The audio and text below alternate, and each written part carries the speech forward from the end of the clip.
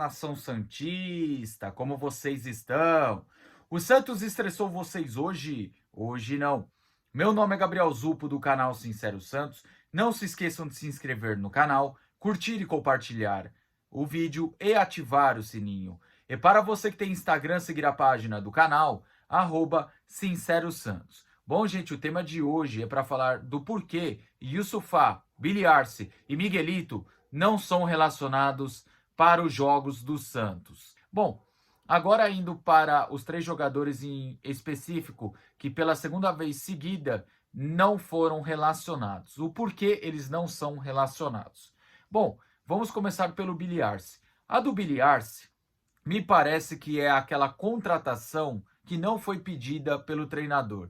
Aquela contratação que, assim, o treinador veio que chegou esse tal reforço, ele não gostou, ele não pediu e acaba não utilizando muito o jogador.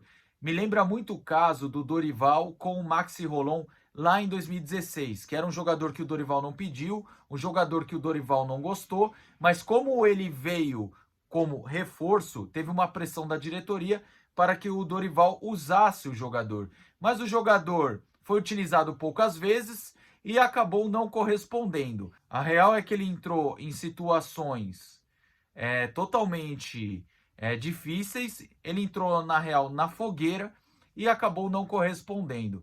E na questão do Billy Arce eu vejo da mesma maneira, porque o Billy Arce, quando ele foi contratado, eu falei o seguinte, ó, é um jogador que joga pela direita, é um jogador que joga pela esquerda e é um jogador que pode ser improvisado ali na meia. Só que seu rendimento melhor é pelas beiradas, tá certo?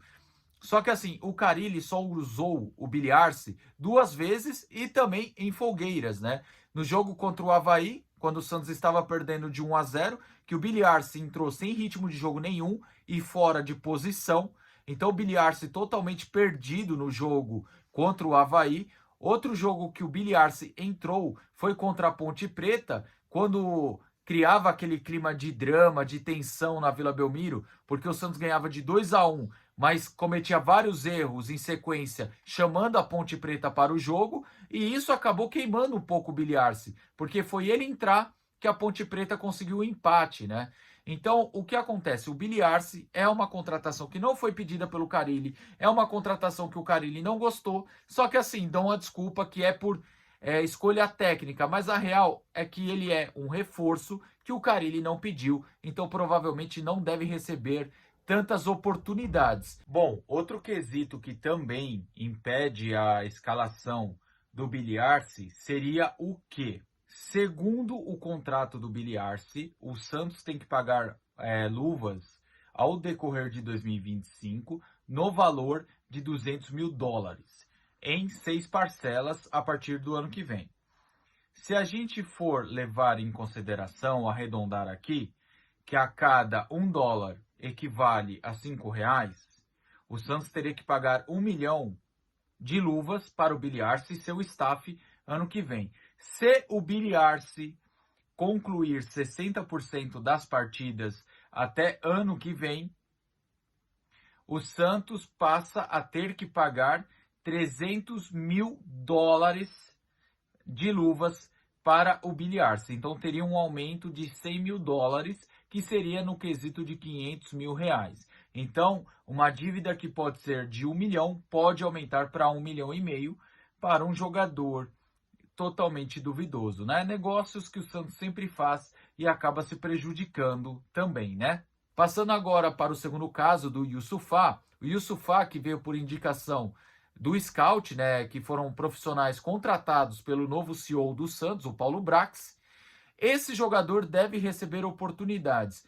Porém, pelo que dizem, apesar do Yusufá ter surpreendido no teste físico quando chegou, é um jogador que ainda está longe do 100%. Então, assim, o Carille tinha essa ideia de utilizar ele no jogo contra o América, o que não aconteceu. E agora contra o Botafogo de São Paulo, o Carille também tem essa ideia de não utilizar o Yusufá. Então, com isso, o Yusufá fica fora mais uma vez, mas por decisão técnica. Você deve se perguntar, pô, se o Yusufá que não chegou 100%, não é utilizado? Porque o Luan Pérez, que também não está 100%, está sendo utilizado. Tem a diferença técnica, né? Porque o Yusufá, apesar de ser indicação do scout, ainda é uma aposta. Já o Luan Pérez é um jogador que todo mundo conhece a sua qualidade.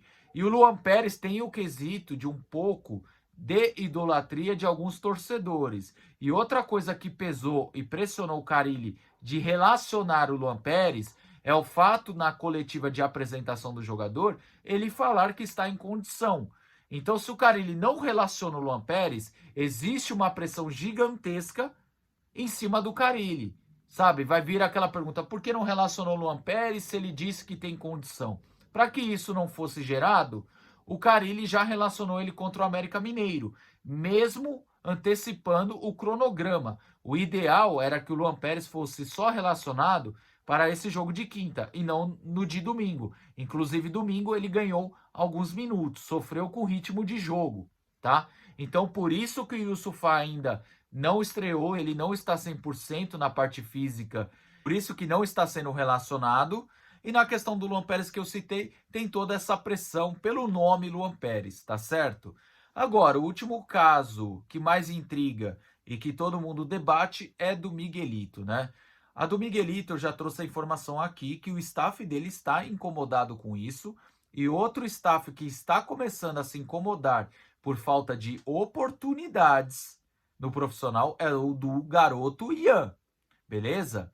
O Ian que estava encaminhando a renovação, mas essa falta de oportunidades pode esfriar a renovação do Ian. Mas enfim, vamos falar sobre essa questão do Miguelito.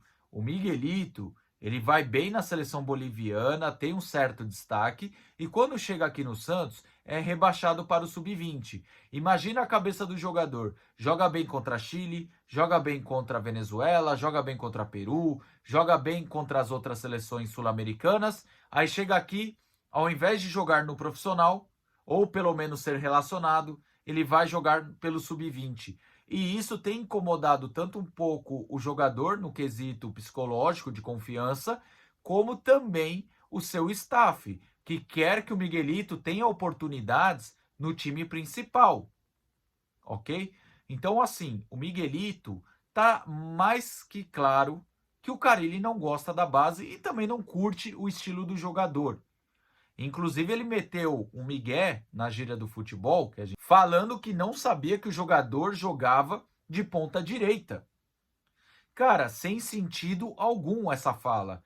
Para um cara que ia nos jogos da Copinha, para um cara que aparece nos jogos do Sub-20, falar que não sabia que o Miguelito poderia atuar pelas beiradas, meu amigo, ali é papo para boi dormir, sabe? Para mim, ele arranjou uma desculpa para não estar escalando o Miguelito. Porque a pressão da diretoria é grande. Gabriel, e sua opinião sobre o Miguelito? Ele tem que ser titular? Ele tem que ser relacionado? Qual é a sua opinião? A minha opinião sobre o Miguelito é a seguinte: é um jogador habilidoso, é um jogador com velocidade, porém, para o profissional, eu acho que é um jogador que tem uma condição física um pouco abaixo. Eu digo isso na questão da resistência e de imposição física. Qualquer dividida, qualquer trombada, ele vai ser jantado. Eu acho que também a questão da resistência, eu vejo que ele não aguenta 90 minutos. Você pode ver que ele é tão afobado que ele fica correndo lá os 20 minutos que ele ganha, os 15, os 10, que você vê que ele já tá ficando cansado no término da partida. Mas isso faz parte do quê? De ganhar uma experiência, de ganhar uma sequência, orientação do treinador. Então eu acho que o Miguelito tem que ser relacionado. Não é solução dos problemas, não é craque, não é gênio. Ponto. Mas eu prefiro ver ele no banco do que ver Patrick e Serginho. Eu acho que ele entrega melhor do que esses dois e pode ser mais útil do que esses dois. E também ele pode ser versátil. Além de poder ser um reserva do Juliano, ele pode ser um reserva do Otero, ele pode ser um reserva do Guilherme. Então, o Miguelito tem que estar sendo relacionado, tá? Isso pela questão técnica, que para mim ele é melhor do que outras opções do elenco, e também financeiro, porque ele ser novo, ser da sua seleção, que é a Bolívia, pode render lucro ao Santos e valorizar ele no mercado se ele tiver sequência. Pô, Gabriel, a seleção da Bolívia é horrorosa, o Miguelito não é tudo isso, como vai valorizar? Pega o exemplo do Patati, que era um jogador limitado e o Santos conseguiu proposta. E o Santos tem que ser inteligente. O Santos não vai conseguir muito dinheiro pelo Patrick, não vai conseguir muito dinheiro pelo Serginho, mas talvez pelo Miguelito consiga. Então, pelo quesito financeiro e técnico, o Miguelito pelo menos tem que ser relacionado. Mas ele não é e tá evidente que o Carille não gosta muito do estilo do jogador. Tá certo? Bom, gente, o vídeo é esse aí. Tamo junto, até a próxima e sempre Santos.